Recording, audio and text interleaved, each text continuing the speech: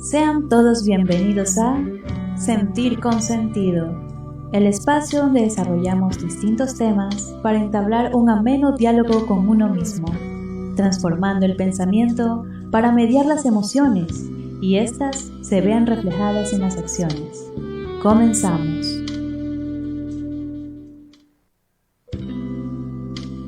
Sean todos bienvenidos a... Hola, ¿qué tal a todos? ¿Cómo están? Bienvenidos sean a un programa más de Sentir con Sentido. Yo soy Cristina Cortés y nos encontramos aquí el primer día del mes de diciembre, o para ponerlo un poquito más dramático, el principio del fin de este año 2021. Bueno, el tema a tratar el día de hoy es la resiliencia. Y bueno, no me encuentro sola. El día de hoy estamos aquí en compañía del Máster Washington Miranda. Él es el director de la carrera de Psicología Online. Máster, un placer tenerlo aquí en nuestro programa. Buenas tardes con todos. Para mí es un honor estar aquí, compartir con ustedes, sobre todo la conversación que vamos a tener acerca de la resiliencia, fortalecer conceptos en algunos aspectos y en otros dar conocimiento y sobre todo conocer y tener en claro de que muchos desarrollamos resiliencia sin saberlo o estar conscientes de ello. Simplemente vamos el día de hoy en la conversación que tengamos a conocer ciertos aspectos. Así es, doctor. Muy bien, vamos a descubrir un poco más de este término. ¿Qué hay detrás? ¿De dónde nace? Bueno, la resiliencia, una palabra un tanto complicada de decir, ¿no? Bueno, este término fue acogido originalmente en la física como esa cualidad de ciertos objetos o materiales de poder resistir la presión, de poder doblarse, ¿no? Tenemos un ejemplo, los juncos o en otro caso los resortes. Bueno, este término al paso de los años fue teniendo un lugar en el campo de la psicología, llegándosela a determinar como esa cualidad o esa capacidad de las personas de poder resistir diversas situaciones y sobreponerse a ellas, inclusive a estados traumáticos, ¿no es así, doctor? Claro que sí, sobre todo partiendo desde la física, encontramos, por ejemplo, el fortalecimiento del término, sobre todo en la metalurgia, como usted bien lo indicaba. Y hay una situación muy interesante que resiliencia viene de una raíz antigua que nos quiere decir resiliere, resistir o rebotar o tender a, y de esa manera se lo acogió desde la ingeniería para poder decir que es un trabajo que se hace con un elemento y que no solamente resiste, sino que se transforma. Se transforma. Ajá. Correcto, doctor. Entonces vamos a ir un poco más detrás. En el campo de la psicología, especifíquenos un poco más cómo tienen a la resiliencia. Bueno, le escuchaba a usted acerca de la resistencia y yo quería profundizar un poquito más allá. Por ejemplo, resistir lo podemos hacer todos. Todos resistimos en cuanto a la capacidad que estamos nosotros dispuestos a resistir según nuestros propios límites. Podemos resistir presiones, podemos resistir eventos traumáticos, pero llega un límite o un punto hasta donde podemos soportar. Y ahí nosotros tendemos a hacer dos cosas básicamente. O renunciamos o solamente resistimos hasta agotarnos, ¿sí? La resiliencia es algo que va más allá. La resiliencia no solamente nos da a nosotros la predisposición a adaptarnos, sino a evolucionar en esa adaptación. ¿Qué quiero decir con esto? Que con cada evento, con cada crisis, con cada situación estresante que nos ponga a prueba, mediante la resiliencia nosotros no solamente afrontamos, no solamente resistimos, sino que también aprendemos. Es decir, esta resiliencia no es innata en nosotros, nace con nosotros, o sea, no nace con nosotros, más bien aparece con nosotros, evoluciona con nosotros y se va tejiendo en la medida en que nosotros pongamos nuestros recursos. Yo quería topar una pequeña anécdota porque sé que el tiempo es corto. Adelante, por supuesto. Por ejemplo, se le atribuye la fabricación del bombillo eléctrico a Tomás Alva Edison. Así ¿ya? es. Entonces, cuando por fin se encendió ese bombillo, le preguntaron a don Tomás, ¿cómo así usted logró hacer este bombillo ante todo pronóstico? Entonces don Tomás le dijo, bueno, mire, para hacer ese bombillito que usted ve ahí con electricidad, se me quemaron unos 200. Uy, don Tomás, entonces usted fracasó unas 200 veces. No, yo no fracasé. Yo aprendí 200 formas de no hacer un bombillo eléctrico. Correcto. Entonces, lo que nos quiere decir con esa reflexión don Tomás Alva Edison es que él nunca se detuvo ante las circunstancias, sino que avanzó, aprendía y avanzaba y cada vez se fortalecía. Lo importante de entender aquí en cada uno es que muchas veces nosotros hacemos eso y no nos damos cuenta. Hay unas personas que sí, que es muy fácil, es natural para muchas personas ser resilientes, para otras no. Hay otras personas que no son resilientes, pero eso no quiere decir que no puedan volverse resilientes. Lo que conversábamos tras cámaras, ¿no? Exactamente. De someterse a diferentes situaciones y que depende de distintos factores. Exactamente, depende de distintos factores. Por ejemplo, un niño. Así. Un niño, ¿a quién tiene, por ejemplo, de patrón? En primer lugar, a sus padres. ¿Ya? Entonces, si al niño le damos haciendo de todo, ¿qué le damos de comer en la boca? ¿Qué le damos haciendo la tarea? ¿Qué los vestimos? Y no le damos a él la oportunidad de descubrir libremente el universo, que si el niño se cayó de la bicicleta, corremos con el botiquín y no le enseñamos nosotros como padres o como tíos o como familiares, no le enseñamos a que hay momentos en la vida que uno se cae, como se cae de la bicicleta, pero podemos levantarnos y volver a coger la bicicleta. Así es. ¿Sí? A mí me pasó una experiencia bastante, no cómica, sino única en la pandemia que yo ni me lo esperaba. Con mi niño aprendiendo a dar en bicicleta sin las rueditas. Él, no, me voy a caer. Le digo, no te vas a caer, yo voy a estar contigo en todo momento, no te vas a caer. Y que me voy a caer. Pues bien, la niña, que es más chiquita que él, pidió que le saquen las rueditas y mientras yo le estaba enseñando al grande, la niñita salió andando sola sin las ruedas. En su mente, ella ya dijo, ya se veía andando. Exactamente. Entonces, cuando el niño vio que la niña sí pudo, él dijo, pero papi, yo sí puedo. Tú puedes, adelante. Claro que se cayeron algunas veces y me decía, me duele. Y le digo, está bien, te duele porque te golpeaste, pero yo no veo sangre. No, pero me raspé. Está bien rasparse, vamos a curarte contigo. Entonces, se les da las herramientas cuando somos padres. Pero tenemos que dejarlos aprender a ellos, aprender de cada experiencia. Por eso es que una persona resiliente no vive solamente experiencias, no vive solamente la fiesta del viernes, que la pandemia, que la enfermedad, que la muerte de un familiar, no. El resiliente vive todo, practica la vida.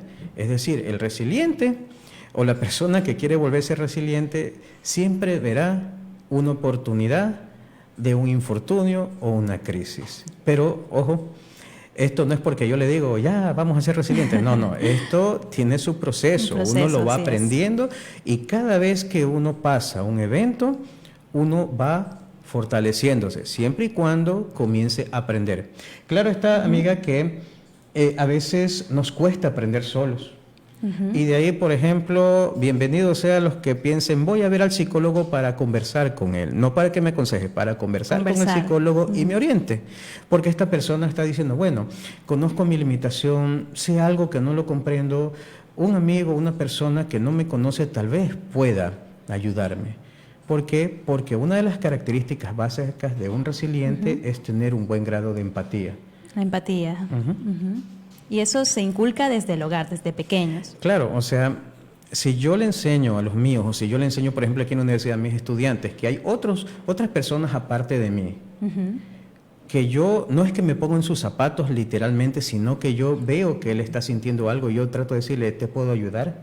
Te escucho, conversa conmigo. O sea, hemos nosotros dejado la oportunidad, y más en esta pandemia. Bueno, esta pandemia tiene sus aciertos en cuanto, por ejemplo, a la tecnología. Nos podemos comunicar con los compañeros radioescuchas, pero hay otras personas, por ejemplo, que dentro de la misma casa limitan su accionar de comunicación, que es otra de las características del resiliente, ser comunicativo. ¿Sí? Limitan su accionar de acción. Imagínense, en una casa usted va y 4 de 5 personas cada quien está en su mundo, en su celular. O sea, hasta en la comida, hasta en la mesa. Exactamente. Puedo hablar con usted libremente, pero otra cosa es que yo estoy conectado, usted es conectada, ya es mejor hablar libremente. Y en esta pandemia muchos hogares se han divorciado dentro del mismo hogar. Siguen casados todos, los hijos casados con los padres todos, pero se divorcian, es decir, se separan, se desvinculan dentro del mismo hogar. Con esta situación podemos decir de que los hogares o se fortalecieron o se terminaron de fraccionar. En muchas ocasiones sí se ha dado eso, ¿sí?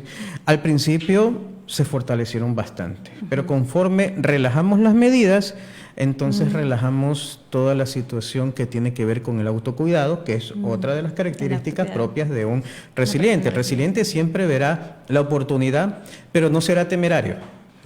Es decir, no que ahí voy a saltar al fuego porque yo... No, ahí eso es ser temerario y eso no es ser resiliente. Correcto. Resiliente buscará una manera de cruzar donde no quemarse y aprenderá de esa manera, es decir, evolucionará a un siguiente paso. Dentro de la psicología eso es bastante importante porque dentro de nosotros crecen herramientas. Por ejemplo, en esta pandemia muchas personas han perdido familiares. Así es. ¿Ya?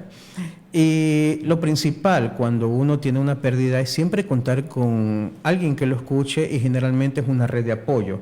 Puede ser familiar, puede ser social, puede ser de vecinos, pero alguien que lo apoye y que lo escuche. ¿Por qué? Porque estamos dolidos, estamos abatidos y necesitamos dar el siguiente paso. Correcto. Entonces, para dar el siguiente paso, por ejemplo, en una pérdida, uno tiene que pasar un proceso de duelo. Ojo, el duelo no es que usted pierde a alguien, no, el duelo es un proceso que va desde la pérdida hasta la superación de la pérdida. Correcto, queremos indicarles a nuestra querida audiencia que son las 12:18. Les invitamos a escribirnos sus comentarios, sus opiniones respecto a lo que estamos tratando el día de hoy, lo que es la resiliencia. Bueno, queríamos ir con la siguiente pregunta. Bueno, antes de eso queremos mostrar una frase de Amy Weiner. Ella en 1995 propuso 3 formas de ver a la resiliencia. Tenemos la primera, que es el buen desarrollo a pesar de un alto riesgo social, el mantenimiento de las competencias pese a un estrés continuo y la recuperación después de un trauma, ¿no? Esto es lo que veníamos hablando últimamente, doctor. Claro que sí. Es muy importante saber desde las palabras de Amy, Cristina, que hay una palabra clave ahí, estrés. El estrés. Nosotros por todo decimos estamos estresados. Estamos estresados. Me dio ansiedad. Y me dio ansiedad. O si no, no me hables que estoy ansioso o nervioso. ¿Ya? Pero la situación es que esta situación que estamos viviendo es bastante atípica. Bastante atípica porque se nos ha transformado el mundo y nosotros tenemos que aprender a que todavía la pandemia no se ha ido. Eso es lo más interesante. Así es. Sin embargo, nos estamos relajando mucho. Nos relajamos mucho. Imagínense el concierto de esta semana que pasó. Así es. Ya vuelvan a clases y vuelvan a clases. Entonces hay que ver, hay que valorar bastante. Y aquí hay una situación. Alto riesgo social. Correcto. Ya. Segundo, un estrés continuo. Y ese estrés continuo tiene que ver con la medida de ansiedad que se maneja en ese estrés. A mayor ansiedad, la persona tiende a enfermar más físicamente porque lo mental afecta a lo físico y viceversa. Pero también dice algo muy interesante Amy Weiner, recuperación después del trauma. Es decir, la medida que yo tengo un buen desarrollo a pesar de un riesgo social, me va a llevar a mí a recuperarme después del trauma. Es decir, yo estoy aprendiendo. Hay un evento traumático, estoy aprendiendo. En la pérdida de una persona, o yo me dejo abatir, o yo salgo adelante. Hay muchas personas que se derrumban por años, pero hay personas que dicen, pero ¿cómo la veo esa persona tan animada, tan alegre, llena de vida y acaba de perder un hermano, una hermana, un papá? Es porque en algún momento de la vida se aprendió que papá, mamá, hermano se los lleva con Así uno, es. viven con uno mediante las experiencias que vivimos. En psicología profunda, me refiero a una escuela psicodinámica, psicoanalítica, se hablaba mucho de la presencia de la falta. Presencia de la falta. Eso quiere decir que, por ejemplo, si yo tengo una muy buena comunicación con mi familia, por ejemplo, si usted fuera mi hermana, mi hija, entonces yo le envío a estudiar al extranjero. Medio corazón se me iría ahí si mi hija se me va al extranjero. Así es. Pero si hay mucho papá en ella y hay mucha hija en mí y tengo el soporte familiar, yo sabré que mi hija que se fue al extranjero, se fue aquí a Chobo, se fue a Cayaguache, Guayaquil, estará bien Esa porque confianza. lleva familia en ella. Así es. Y esa silla que está ahí donde ella se sentaba continuará con algo de su esencia. Es una cuestión intrapsíquica que vemos dentro de los valores familiares. Entonces, a esa situación nosotros aprendemos socialmente resiliencia. Es decir, que el campo social nos ayuda mucho a ser resilientes si el campo social es resiliente. ¿Sí? Para eso, ¿qué tenemos?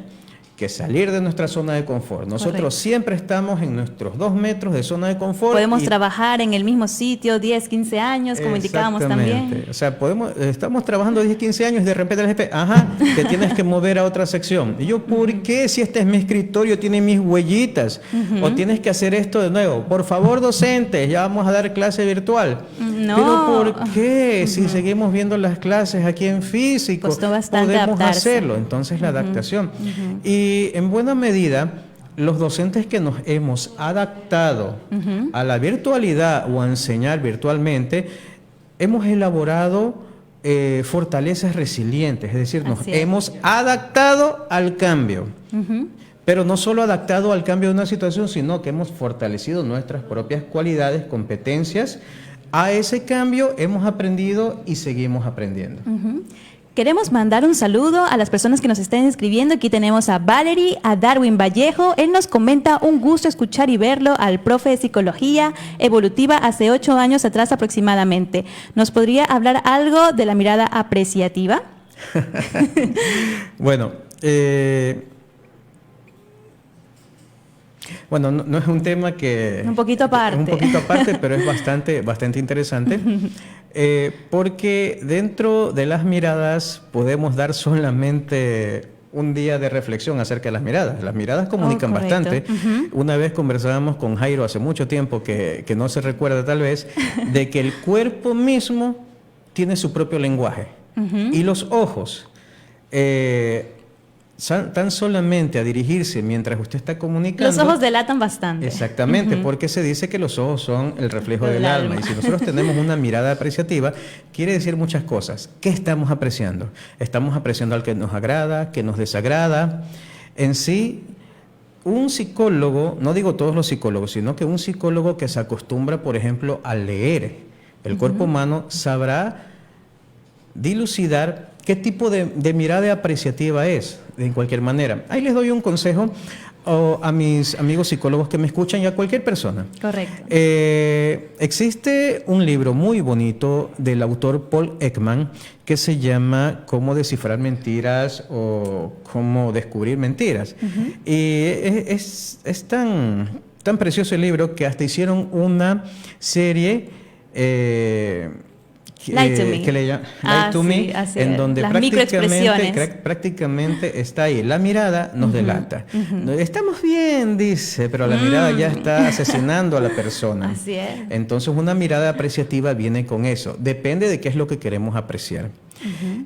Bueno, eso como una pequeña cápsula a lo que nos mencionaba el compañero. Un programa dedicado a esto, ¿no? Sí, muy interesante. Aquí eso daría... Le doy la idea, un conversatorio, porque entre psicólogos hay varias opiniones respecto a eso. Así es, una mesa redonda sobre este tema. Exactamente. Muy bien, volvamos en materia y vamos con la siguiente pregunta que nos dice: ¿cuáles son las características de una persona resiliente? Hablábamos sobre el autoconocimiento, ¿no? ¿Y cuáles otras características tendría una persona? Bueno, dentro del autoconocimiento, ya lo habíamos hablado, con conocer sus límites, sus potencialidades, pero también tiene que ver mucho, como yo le decía hace un momento, el autoconocimiento, el autoconcepto y también la creatividad. Conocerse uno mismo. Pero la creatividad, yo hace mucho tiempo leí un pasaje que decía, bueno, ¿qué hace un resiliente con la creatividad? Teje o... ve maneras de cómo afrontar. Afrontar es un verbo por excelencia dentro de lo que es resiliente. Yo afronto, aprendo, evoluciono. Tiene diferentes perspectivas, ¿no?, de la situación. Por ejemplo, este vaso de agua bonito, yo estoy tomando agua y de repente el vaso se quiebra. Se me cae y yo con vergüenza con usted, Cristina, porque el vasito que me trajeron se me quebró. Puedo hacer 2 cosas con esos fragmentos. Normalmente lo que haríamos es barrer. Limpiarlo. Pero un resiliente tiene que ver, chuta, hay pedacitos, estamos en Navidad, ¿qué tal si hacemos una manualidad que incluya los vidrios que no cortan y hacemos un mosaico de colores pintando los vidrios? Por ejemplo. Así Es decir, vemos en una situación que aparentemente no tiene salida, creativamente una salida. O sea, estoy hilando muy fino, lo sé. Sacar de la difícil situación otra oportunidad. Exactamente, de sacar de lo difícil una oportunidad, una salida para salir adelante. Yo sé que suena muy fácil. Claro que sí, suena muy fácil, muy sencillo. Y así como es fácil y sencillo, se pueden lograr fortalecimientos resilientes en cada uno. Lo interesante es que si usted, por ejemplo, dice, es que psicólogo Rafael Washington, no sé cómo ser resiliente, bienvenido sea a conversar con cualquiera de mis colegas psicólogos, inclusive conmigo mismo. No es que no se lo sabemos todos los psicólogos, no. El psicólogo puede ser resiliente también. Imagínese atender a muchas personas que lo que traen es dolor humano u orientación. Muchas cargas. Exactamente. Correcto. Y lo que muchos no saben es que el psicólogo, si se siente abatido, necesita otro psicólogo. Así es. Uno no puede curarse uno mismo, necesita otro psicólogo. Entonces, muchas veces esta creatividad da para decir, ¿sabe qué? No doy más. Tengo que dejar a un ladito porque, por ejemplo, si yo me pongo a llorar porque estoy depresivo, no puedo atender a ningún paciente depresivo. No puedo comulgar con eso. Entonces necesito. Por más preparación, eso termina afectando. Exactamente, porque soy una persona humana. Una persona humana que siento y que puedo expresarme. Recuerden, otra cualidad de un resiliente o de una persona que busca la resiliencia es que siempre está en aprendizaje continuo. Nunca se queda estancado. De todo aprende, de lo mínimo. Por eso es que uno aprende y uno disfruta. Por ejemplo, a mí mi médico me dijo hace 2 años, no te vas a estresar, no puedes enojarte. Está bien, doctor. Y por eso es que la mayoría me dice, ¿qué te pasa? ¿Estás bien? No, estoy bien, pero parece que te pasa otra cosa. No. Y siempre yo salgo con algún chistecito, alguna broma, porque a mí me inyectaron, es decir, mis propios terapeutas hace mucho tiempo atrás me dijo, tienes que tener la capacidad siempre de mantener el buen humor. Le digo, ¿quiere decir, profesor, que tengo que reírme a cada rato? No, reírse es una cosa, mantener el buen humor es otra, porque el buen humor te da una energía bárbara que no te das cuenta de dónde sale. Lo que también se conoce como el gozo. Exactamente. Entonces yo, por ejemplo, hay una situación, le digo, bueno, no se puede, ya habrá la manera. Por ejemplo, con mi esposa nosotros tenemos un dicho de que lo que no es en este momento es porque tal vez no deba ser en este momento. Y nosotros perseguimos, por ejemplo, la compra de una casa por todos lados y no se daba, y no se daba. Hasta un día que ya teníamos todo, la cédula se nos quedó en la casa. Entonces nos estuvimos, no, esto es por algo, decimos nosotros, vamos a aprender de esto. ¿Qué pasa? Que 2 meses después de eso dijimos, bueno, vamos a ver por si acaso por ahí una casita en una urbanización por aquí. ¿Y creen qué pasó? Apenas pisamos el lugar, todo se dio. ¿Por qué? Porque fuimos con una actitud de vamos a ver qué pasa y si es para nosotros es y le vamos a poner todo el empeño. Entonces Cristina, cuando ya pisamos la casa, ¿y ahora qué hacemos? Me dice mi esposa. Estar felices. Tuvimos por lo que hemos orado, tenemos lo que hemos querido, ahora hay que disfrutarlo y comenzar a construir ahí. Construcción interna es otra de las situaciones. Cómo yo voy aprendiendo y desecho lo que no quiero y comienzo a construir un mejor yo. Entonces esa parte suena paradójica, pero es totalmente terapéutico. Muchas veces lo hacemos y no nos damos cuenta que lo estamos haciendo. ¿Sí? Recuerden, en primer lugar, nadie es profeta en su tierra. En segundo lugar, ningún doctor, está mal empleado. Los psicólogos a veces no se pueden curar a uno mismo, como es en mi caso. Yo necesito, si me siento estresado, conversar con un colega que no me conozca tan bien, o sea, porque a un amigo tampoco lo puedo tratar. Y sobre todo, ser positivo sin llegar a ser absolutista. Es decir, ser objetivo, ser optimista y sobre todo siempre tener un propósito. Si yo tengo propósitos en mi vida, yo puedo direccionar mi vida hacia lo que yo quiero. Y como le dije, puede ser que el camino que yo crea no es el camino y por eso necesito otras personas que me ayuden, como en el caso de los niños. Por ejemplo, él otra vez enseñándole a mi hijo las divisiones. El profesor le enseñó de una manera, yo me la sabía de otra manera. Ese es un problema muy común, así es.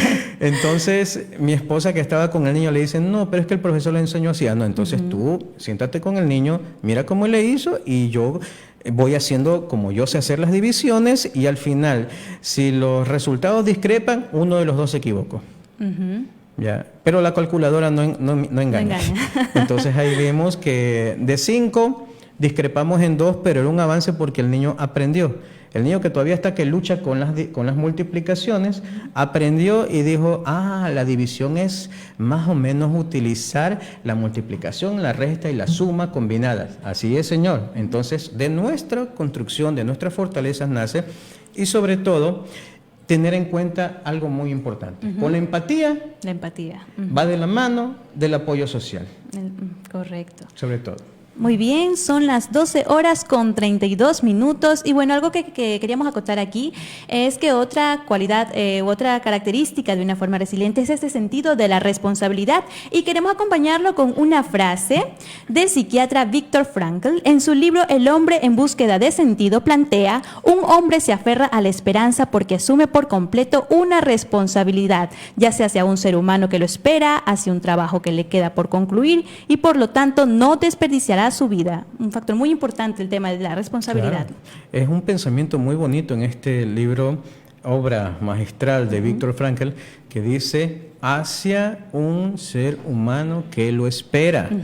Y ahí vamos a ver qué es esto de esperar. Quiere decir que yo estoy condicionado a algo que va más allá de este presente. Y de ahí viene la palabra esperanza. La esperanza. La esperanza. La esperanza es algo que sabemos que todavía no está, pero que si yo le doy mi sentido a la esperanza, entonces yo podré, en base a la esperanza, tener mis propósitos. Por ejemplo, en este sentido, Viktor Frankl fue un sobreviviente del holocausto nazi.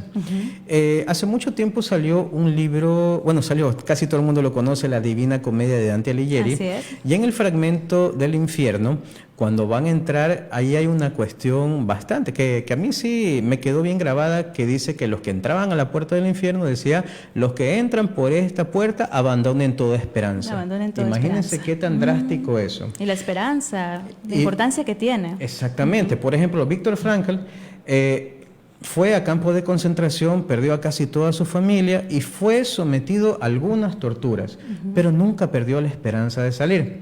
Inclusive hay una anécdota, la voy a citar brevemente por el tiempo que tenemos, sí. que dicen que él lo pusieron como en un sarcófago de pie, y que por el lado de la cabeza tenía un agujerito por donde diariamente le caía una gota de agua. Wow.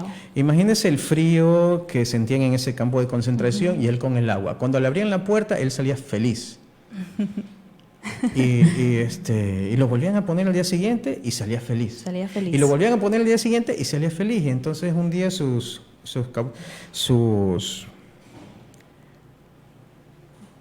captores Así es. le decían un día, le decían, bueno, Víctor, ¿por qué sales feliz? Ay, es que ustedes me dan unas vacaciones cada vez que yo entro aquí, me refresco con el agua y cierro mis ojos y me imagino que estoy con mi familia corriendo por las praderas, disfrutando. Entonces, ustedes lo que hacen conmigo al encerrarme aquí es una verdadera recreo y me dan esperanzas de que en algún momento me voy a reencontrar con mi familia. Entonces, esa posibilidad futura que él tenía le daba fortaleza y es por eso que Viktor Frankl comenzó a tejer todo esto que se llama el hombre en busca de un sentido. O sea, es una de las muchas anécdotas que él pasó en los campos de concentración. Y, por ejemplo, se ata mucho a Viktor Frankl con la resiliencia, aunque hay otros autores que también... Vamos a ver uno más adelante. Sí, otros autores que también fortalecen la resiliencia. Y lo interesante es que él demuestra con su vida que cualquiera puede ser resiliente. Y él aprendió a la brava, como decimos los ecuatorianos, aprendió a la brava lo que es ser resiliente, pero él cada vez que pasaba una situación salía airoso. Correcto. Y después nos enseña estas situaciones, nos enseña en esta magnífica obra El hombre en busca de un sentido. En busca de un sentido, proyectarse, como no. Exactamente, como podemos trascender, ser algo más, evolucionar, volvernos más fuertes, fortalecidos y con una capacidad bastante buena que es el afrontamiento. Nosotros a veces en terapia, no es que luchamos, sino que orientamos a la persona para que la persona aprenda a cómo afrontar. Pero tenemos que también sacar muchos candados y cadenas que tiene en su pasado la persona para que la persona aprenda a afrontar y aprenda a dar el próximo paso.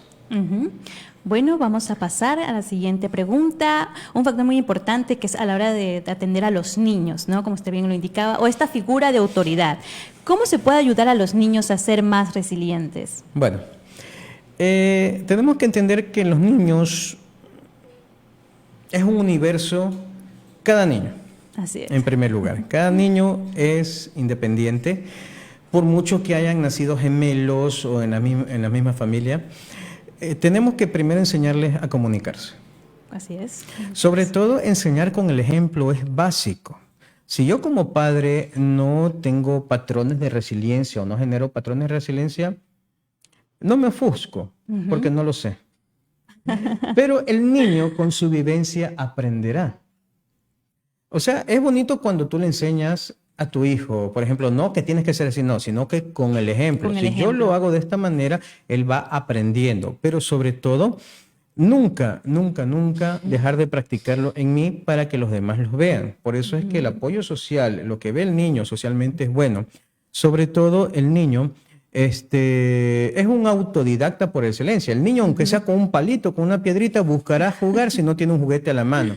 Por eso es que yo discrepo mucho con las personas que llevan los niños, por ejemplo, a los bancos, llevan a los niños a los trámites y dice, y por gusto te traje. Y que, o sea, ¿por qué? Entonces, ¿para qué lo lleva? ¿Por qué razón? Porque un niño, usted lo lleva al banco y el niño estará en Disneylandia. Usted lo ha llevado a ampliar su campo de juego. El niño verá en la rampa, verá una resbaladera, verá en esas cintas que les ponen, verá un campo de juego, una situación de la selva. El niño tiene la capacidad de encontrar juguetes, juegos y hacer de su universo divertido en una situación que para el niño es aburrida. Así es. Nosotros lo llevamos a un ambiente aburrido y después nos quejamos. No. Nosotros tenemos que conversar con el niño. Por ejemplo, si yo lo llevo a un trámite y el niño me dice, pero ya me quiero ir, ya me quiero largar, ¿por qué me trajiste? Yo tengo que negociar con el niño. Si no tengo con quién dejar al niño, yo converso con el niño y negocio. ¿Qué te parece si me acompañas a una cosa divertidísima como es vamos a hacer una fila en el banco y después vamos a tomar un helado? ¿Qué te parece? Pero primero tenemos que esperar. Y si hay mucha gente esperando, ¿qué te parece si conversamos o jugamos mientras estamos en la fila? Pero no, yo voy con cara de que no me han pagado todavía, mirando a todo el mundo. ¿Y qué va a hacer el niño? Se va a aburrir. O para que el niño se quede tranquilo, toma la tablet, juega un rato. Lo que nunca debemos hacer. Deslindándose de la responsabilidad. Es mucho mejor jugar con el niño. El niño también necesita socializar. Claro que en esta pandemia ha sido muy difícil, pero tiene a los padres con quien puede socializar, tiene al familiar con quien puede socializar y sobre todo jugar. Para mí ha sido bastante beneficioso, por ejemplo, haber adoptado a dos gatos. Dos gatos, uno adoptado y otro regalado, que me lo regalaron. ¿Por qué? Porque a ellos se les inculcó un poco de responsabilidad y estar pendiente de las horas, que a las 12, a las 6 de la tarde hay que darle la comida, que papá no te olvides que hay que bañar al gato. Claro, pues yo salgo martirizado porque el gato me aruña, pero hay que limpiarlo si es que el gato, por ejemplo, se mete abajo del carro y se ensucia. Como indica predicar con el ejemplo, bañarlo a la hora que es, y más si ellos se lo dicen. Entonces el niño tiene que tener un apoyo, si no es de sus pares en estos tiempos de pandemia, de sus padres, de sus amigos, de sus hermanos. Sobre todo, enseñarle a los niños la seguridad que viene con el autocuidado que estábamos hablando y sobre todo hay que enseñarle al niño a producir, es decir, a no estar ocioso. Un niño que comienza a ver el universo de otra manera, a hallar ventaja. Y desarrollar sus habilidades. Exactamente. Por ejemplo, yo aprendí una cosa muy importante con mis niños. Porque en los primeros meses de la pandemia no podíamos salir mucho y ellos se quejaban mucho. Y el niño decía, yo ni lo sabía, que cómprame un muñequito de Minecraft que yo lo vi que los niños tienen. Y le digo, pero papá, no puedo llevarte a comprar esos muñequitos. Yo al principio una lágrima me salía porque esos muñequitos son caros. Pues no hay aquí. Y entonces yo me acordé que cuando era pequeño yo hacía modelitos de papel que rara vez encontraba. ¿Qué pasó? Que le encontré una página de muñecos armables en Minecraft. Es decir, que usted los imprime y el niño los arma. ¿Y qué creen? Ya me va gastando como 5 Oh, y los resmas. formatos, sí. Y ahí los tengo todos hechos. Los que se le dañan los vuelven a imprimir y hacer, pero él aprendió. Él aprendió, por ejemplo, al principio lloraba cuando se le dañaba un Se le muñequito. Le dañaba, se digo, me fue la tijera. pero puedes hacerlo de nuevo. Puedes hacerlo de nuevo. Después me pedía madera porque quería pegarlos en madera para ver cómo se movían. Como no se movían, que ahora quiero hacerlos nomás con cartón. Entonces ahí me fue más fácil. Pero siempre se ideaba hasta que llegó un momento que ya no comenzó a recortar de los recortables que imprimía, sino que él, así sea chueco, comenzó a dibujar patrones y comenzaba a hacer, claro que los muñequitos le salían todos tiesos por un lado, hasta que descubrió la magia de la regla, que puede hacerlo mejor. Pero ya se dio una situación que él construía desde su propio ingenio. Correcto. Entonces, eso de ahí crea una situación bastante importante porque algo que nos ponemos los seres humanos y que no nos permite ser resilientes es autolimitarnos. Autolimitar. Nosotros tenemos límites, sí, pero tenemos que conocer los límites y tenemos que tratar de ver, comprender y entender que podemos ir más allá con un camino adecuado. ¿Y cómo podemos preparar a los niños para enfrentar el mundo exterior? Porque si bien ellos nos pueden acompañar a cualquier trámite, va a haber un momento en que ellos tengan que enfrentar el mundo solos, digamos su primer día de escuela. Es fácil. Primero usted coge su teléfono y cuando llegue a la casa lo alza y lo apaga, o si no lo pone en mute. Segundo, el niño necesita comunicar lo que le ha pasado. Al principio usted le dice al niño, ¿qué pasó, amor? ¿Qué hiciste el día de hoy? Nada. ¿Por qué? Porque no está acostumbrado a conversar con usted. El primer punto que tenemos que hacer ahí es comunicarnos con el niño. Los niños se comunican, de ahí viene el lenguaje expresivo, la mirada expresiva. Los niños se comunican de cualquier manera que ellos quieran comunicar. Y si nosotros desarrollamos la comunicación con el niño, es un primer factor. De ahí la seguridad. Lo que se debe o lo que no se debe hacer. ¿Sí? Entonces yo, con mi ejemplo, tengo que encauzarlo. Primero tengo que tener un propósito y saber qué quiero hacer. O a dónde encaminar el aprendizaje. Y si yo quiero que mi niño sea un poco más resiliente, tendré que enseñarle que, por ejemplo, ahora que regrese en la escuela, pueden haber muchas cosas, sobre todo primero el uso de la mascarilla, porque se viene un regreso progresivo, y que también en algún momento él tendrá, tal vez que sí o tal vez que no, soportar algún tipo de bullying, por ejemplo. ¿Cómo sobrellevar el bullying? ¿Cómo aprender del bullying? ¿Cómo salir de ese cisma sabiendo comunicarme? Entonces son aspectos que llevan a la persona a construirse desde pequeño. Pero lo importante aquí, Cristina, es comunicarse. La comunicación. Es fundamental. Comunicar, por ejemplo, si un niño está siendo abusado, golpeado, maltratado o víctima de bullying, tengo que decírselo a mis padres. Porque comunicación. Exacto, nosotros somos su apoyo principal. Hay muchas cosas que se quedan en silencio porque los niños le tienen miedo a los padres, pero si nosotros le enseñamos desde pequeños cómo bañarse, cómo vestirse. Esa confianza. Exactamente, le damos confianza. ¿Por qué? Porque pasamos meses esperando cuando estuvo en el vientre. Y ya cuando llega y nace, a veces ni nos desentendemos de la criatura. Digo de la criatura porque las mamás lo ven como bebé hasta después de los 50 años. Claro, o tienen otros familiares, o por esta situación de que los padres trabajan y otra persona se hace cargo, y cuando los padres tienen esa oportunidad no sienten esa conexión con los pequeños. Por ejemplo, una pequeña anécdota y ahí le doy paso a su comentario. Mi niña cuando tenía 2 años, un día yo la encontré sentada, y ahí va lo del ejemplo. Yo tomo mucho los ejemplos de mi hijo porque yo aprendo de ellos, aunque yo los quedo mirando, me conversan, a veces estoy cansado, pero aprendo. Mi niña estaba con la cara de enojada, porque dicen que yo tengo una expresión enojada. Aquí está Jairo, que no me deja mentir, y ella estaba con una taza así. Digo, ¿qué vas a hacer, amor? Es que estoy pensando qué voy a hacer de grande. Digo, wow. 2 años pensando qué a ver, ¿qué vas a hacer de grande? Cuando sea grande, yo voy a ir a la universidad a dar clases como tú, voy a comer ají y a tomar café. Wow, y el así ejemplo.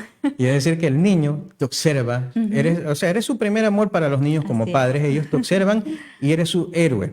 Si tú no sabes hablar con el niño, ¿sí? Y de eso seguimos aprendiendo los padres nunca terminamos de aprender lo que es ser padre. Esto de aquí es diario, no es que ya tengo 40 años, 50 años y soy padre. No, uno hasta el momento que ya pase las etapas de la vida, uno siempre seguirá siendo padre, así como cuando nació el primer bebé, uno se graduó ese día de ser padre. ¿Sí? Entonces aquí la situación, a veces yo digo, bueno, en vez de escuela para padres sería mejor escuelas para hijos, escuelas para padres, escuelas para parejas, escuelas para divorciados, escuelas para todos, porque siempre aprendemos y nunca Siempre terminamos de aprendemos. aprender. Así es. Bueno, muchas gracias, doctor, por impartirnos, ¿no? Todo sobre este término, como es la resiliencia. Y bueno, queremos terminar con una frase del neurólogo y psiquiatra francés Boris Cyrulnik. Él nos indica que nunca se consiguen liquidar los problemas, siempre queda una huella, pero podemos darles otra vida, una vida más soportable y a veces incluso hermosa y con sentido. Doctor, qué hermosas palabras, ¿no cree? Claro que sí, sobre todo dice, siempre queda una huella. Una huella. Ujú. Ya, ahí nosotros tenemos que aprender de la huella, seguir la huella, traspasar la huella, aprender de la huella. Digamos como esa espinita que nos tiene la vida, como para que no nos crezcamos. ¿Verdad? Créame, Cristina, que yo estoy muy divertido aquí. A mí me gusta hablar de estos temas. Yo le digo a Jairo, siempre nos quedamos cortos porque, bueno, el tiempo en radio o en televisión siempre es corto. Claro. Y siempre nos quedamos con esa situación. Solo quiero invitar a mis amigos radioescuchas a que nunca se olviden de que la importancia de comunicarse, importancia que no estamos solos y que podemos aprender, salir adelante, ser más fuertes en cada momento. Y si no sabemos cómo hacerlo, siempre conversar con nuestros padres, o en este caso, si requerimos una orientación mucho mayor, podemos recurrir a algún psicólogo. Por ejemplo, aquí nosotros tenemos en la universidad un departamento de bienestar universitario con atención psicológica tanto a los estudiantes, sus familiares o cualquier persona de la comunidad. Correcto. Así como también habemos muchos psicólogos dentro de Milagro o en sus alrededores, en donde usted también puede contar. Y no es necesario pasar por una experiencia traumática para Así es. visitar a un Uno psicólogo. siempre espera ese momento. Siempre, o sea, yo digo hasta por orientación, es decir, estoy pensando qué voy a hacer en mi vida. ¿Será que debo consultarlo con alguien? Bienvenido sea, usted tiene psicólogos de diferentes ramas para poder hacerlo. Bien, estoy haciendo propaganda a mi carrera y a mi profesión, pero es así. Es nuestro trabajo como psicólogos. Correcto. Estar de la mano de cualquier persona que quiera mejorar su salud mental y mejorar personológicamente. Sí, o sea, no le vamos a decir, tienes que hacer esto y lo otro, sino nosotros orientamos a que usted desarrolle sus herramientas. Cuando uno quiere obligar a otra persona va a ser mucho peor. Exactamente. Entonces, la resiliencia, mis amigos, es un tema que nos queda corto. Nos queda corto. Nos queda muy corto, pero espero, mis estimados radioescuchas, que aunque estas capsulitas que le hemos dado el día de hoy les haya servido de mucho, si en algún momento usted se encuentra conmigo, ya me reconoce aquí o tal vez en las aulas, siempre usted sabe que la puerta está abierta, decimos nosotros, la puerta está abierta, también la ventana o cualquier intento que usted quiera comunicarse con nosotros, con los psicólogos, con mi persona, bienvenido sea. Ya Siempre, saben, amigos. Siempre habrá una oportunidad para aprender más. Bueno, quedó claro entonces, autoconocimiento, responsabilidad y comunicación. Bueno, muchas gracias a todos por habernos acompañado. Los invitamos a que sigan en sintonía con nuestra programación. Con nosotros será hasta una próxima oportunidad. El autodescubrimiento es una de las fases más hermosas del desarrollo personal y requiere el poder dedicarse unos sinceros y placenteros momentos de introspección. Acompáñenos todos los miércoles a las 14 horas a Sentir con Sentido, el espacio donde hablamos de identidad, aspiraciones, pasiones y calidad de vida. Que tu perspectiva esté acorde a la realidad.